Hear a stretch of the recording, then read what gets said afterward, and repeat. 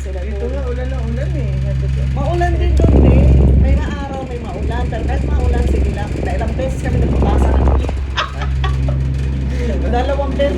Kasi hinire yung van. Sinulin sa may butas na.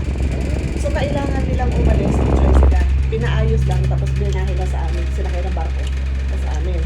Kaya habang daw lunay, mabuti na lang dito lang si Lloyd.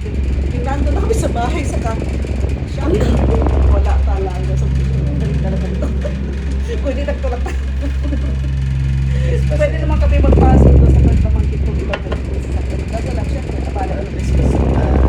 Isa masarap eh. Nung nag-enjoy, super.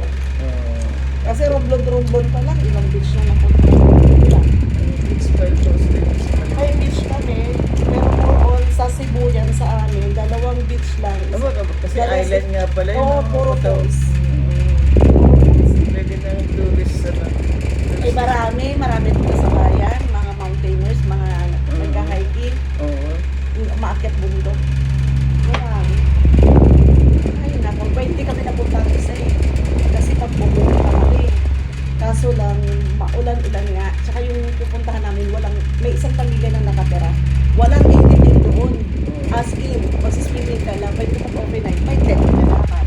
As in. Ang init ano, maga-maga. Maaling ang sa akin, bakit ka lang. Ang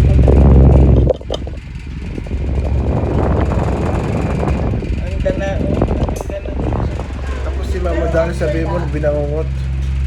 Oo, pwede na. Binangungot ko si Mama Dali. Hindi siya pumatay doon. Binangungot ko.